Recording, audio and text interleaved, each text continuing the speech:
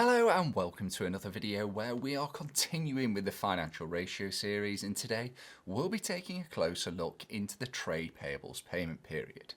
The trade payables payment period, also known as creditors payment period, is a financial ratio that tells us how long on average a company takes to pay its suppliers for goods or services purchased on credit. To calculate the ratio, we would use the following formula: trade payables over cost of sales times 365. But let's break that down. So trade payables is the amount the business owes to its suppliers. Cost of sales represents the costs incurred by the business to carry out its day-to-day trading activities. And then we multiply by 365 to convert it into days. It's worth noting that a more accurate way of calculating the ratio is to use credit purchases rather than cost of sales, but as we don't always have that information available, cost of sales is often used instead. Let's take a look at an example. Hawkins Limited has 150,000 in trade payables and 900,000 in cost of sales during the year. Let's input those figures into the formula. 150,000 over 900,000 times by 365 is 60.83 days. That means the company takes around 61 days on average to pay its suppliers.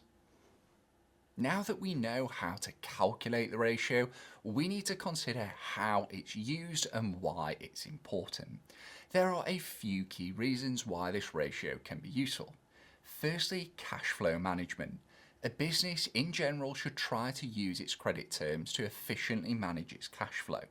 Now, this doesn't mean going over credit terms, but rather utilising the time that has been agreed.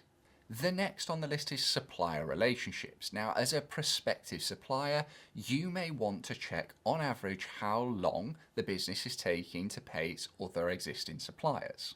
A business taking too long might strain supplier relationships.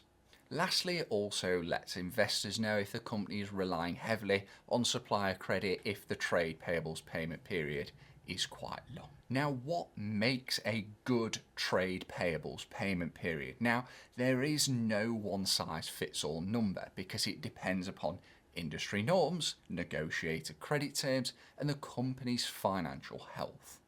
The best way of measuring performance is to compare it to competitors in the same industry to see if it's in that healthy range. And that wraps up this video on the trade payables payment period. I hope you found it useful. Remember, if you have, to hit that like button and subscribe to the channel for more accounting videos. Thanks again for watching. I'll catch you in the next one.